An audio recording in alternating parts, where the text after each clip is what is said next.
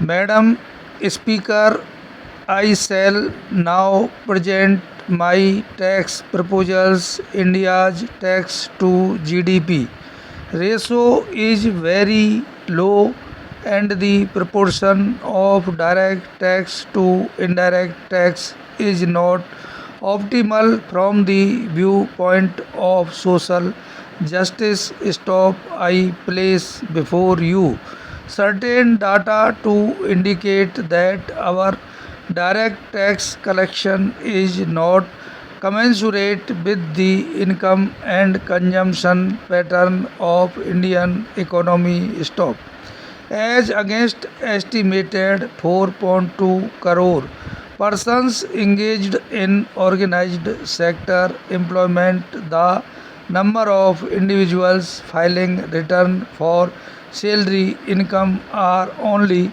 1.74 crore. Stop, as against 5.6 crore informal sector individual enterprises and firms doing small business in India. The number of returns filed by this category are only 1.81 crore. Stop, out of the 13.94 lakh companies registered in India up to 31st March 2014. Over 6 lakh companies have filed their returns for assessment year 2016 to 17.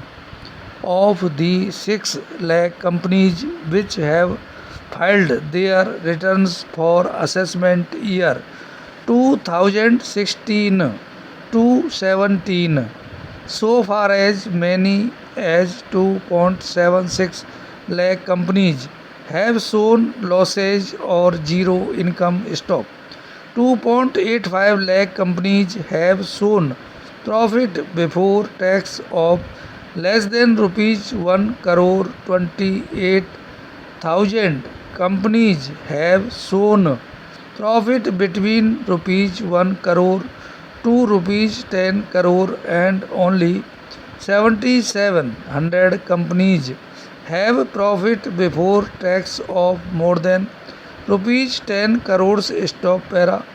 Among the 3.7 crore individuals who filed the tax returns in last year, 99 lakh show income below the exemption limit of rupees 2.5 lakh per annum. 1.95 crore show income between rupees 2.5 to rupees 5 lakh.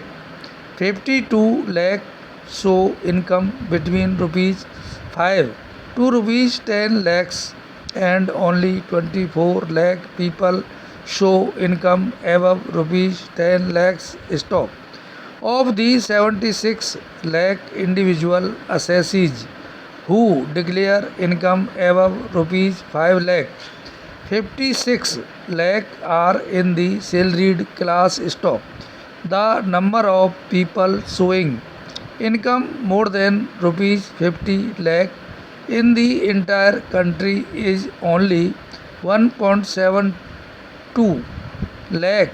Stop, we can contrast this with the fact that in the last 5 years more than 1.25 crore cars have been sold, and number of Indian citizens who flew abroad either for business or tourism is 2 crore in the year 2015. Stop, from all these figures we can conclude that we are largely a tax non-compliant society. Stop.